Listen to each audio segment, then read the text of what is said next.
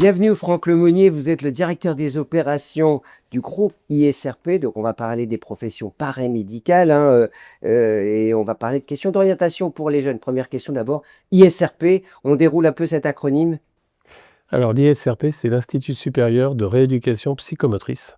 Alors, on va tout de suite rentrer dans le vif du sujet pour conseiller les jeunes qui nous écoutent. Est-ce qu'il faut savoir dès le lycée si on veut s'orienter vers une profession médicale ou paramédicale et est-ce qu'on veut faire au fond de sa vie? Alors en fait, pour les choix, ils sont opérés de plus en plus tôt. Il faut surtout savoir ce qu'on a envie de faire, non pas comme métier, mais comme action auprès des autres. Si on a envie d'aider les autres, si on a envie d'accompagner, que ce soit dès le collège, dès le lycée, on peut déjà s'orienter vers nos métiers. Et quels sont les bons réflexes pour savoir un peu pour quel métier on les fait? Alors le réflexe le meilleur en fait, c'est d'aller rencontrer des professionnels. Alors je sais que c'est pas toujours facile, surtout quand on est très jeune, mais il faut pas hésiter à pousser la porte.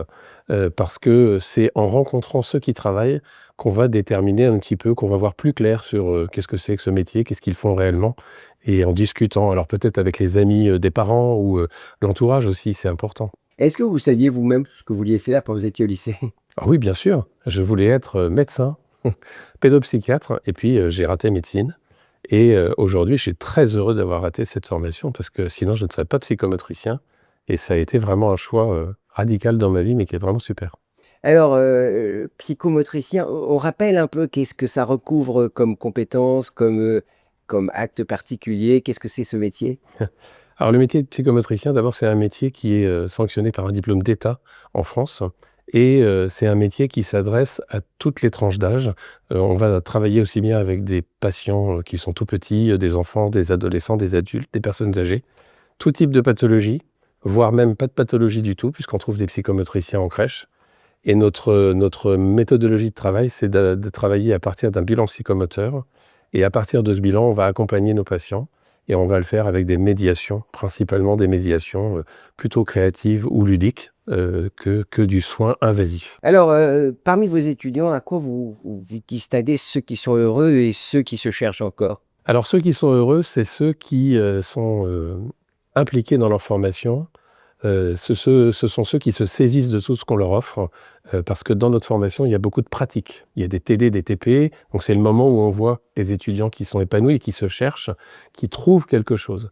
L'étudiant qui est un petit peu plus en recherche, il est parfois plus en retrait, par exemple. Qu'est-ce que vous aimeriez que vos étudiants vous disent 10 ans après, après avoir obtenu le diplôme de l'ISRT? Alors je peux vous donner une anecdote parce qu'on a célébré, les 60 ans, enfin les 50 ans du diplôme d'État il y a pas très longtemps à l'UNESCO et j'ai un ancien étudiant qui, lors de la conférence m'a dit, «Vous vous souvenez peut-être pas de moi, mais un jour, pendant un examen, vous m'avez dit que j'allais trouver ma voie et que je serais heureux et puis, bah, aujourd'hui je le suis et je m'épanouis dans mon travail». Voilà, c'est ça pour moi le message le plus important. Être heureux, tout simplement. Être heureux tout simplement, aller au travail en étant heureux le matin. Ah, c'est peut-être la réponse de la prochaine question. Pourquoi, c'est quoi réussir sa vie pour vous? Alors justement, réussir sa vie, c'est de pas aller au boulot le matin avec la boule au ventre. Et puis dans notre métier, ce qui est génial, c'est qu'on travaille avec de l'humain. Et donc, on a une formation qui est déjà très variée avec les tranches d'âge que j'ai évoquées. Et en plus, bah, le matin, quand on arrive auprès de nos patients, ils ont leur humeur du jour. C'est pas la même que la semaine d'avant, ça sera pas la même que la semaine d'après. Donc on s'ennuie jamais. Voilà, nous avons fait remonter des questions d'étudiants pour vous, Franck Lemonnier. Dans les professions médicales ou paramédicales, est-ce que l'IA a un impact fort? Alors aujourd'hui, l'IA, c'est forcément impactant. Et c'est déjà très pris en compte dans nos professions puisque la Haute Autorité de Santé est en train de travailler justement sur un guide pour les professions paramédicales et sur l'usage de l'IA. D'une manière générale, le numérique en santé, c'est un point très, très important dans nos professions pour protéger les données de ces patients, pour savoir utiliser les informations. Alors il y a des garde-fous. L'usage de l'IA, elle est vraiment, importante, mais il faut la contrôler, la maîtriser, savoir ce que c'est et c'est aussi ça fait partie des choses qu'on met en place dans les enseignements aujourd'hui. Donc, on est formé à l'IA aussi. On forme à l'IA, c'est-à-dire qu'on accompagne nos étudiants à avoir un usage rigoureux, Éclairé. éclairé de l'IA. Question de parents, hein, parce que les parents aussi ils se posaient des questions quand les enfants viennent d'avoir le bac. La pratique, elle est importante.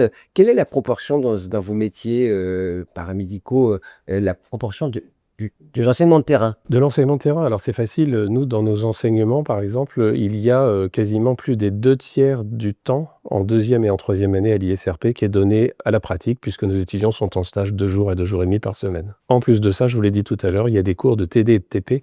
Donc en fait, l'enseignement, c'est pas que du magistral, c'est beaucoup, beaucoup de pratique. Question de Caroline Métro, la fondatrice de Nomade Éducation. Un peu d'impertinence dans sa question. N'y a-t-il pas trop d'écoles paramédicales en France aujourd'hui?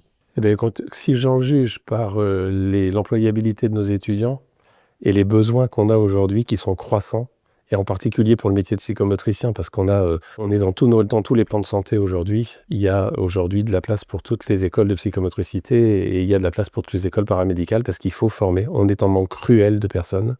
Et donc non, aujourd'hui, je ne pense pas qu'il y en ait trop. Médical et paramédical, ce sont des métiers d'avenir, c'est ce que vous avez dit. Exactement, ce sont des métiers de passion et ce sont des métiers d'avenir.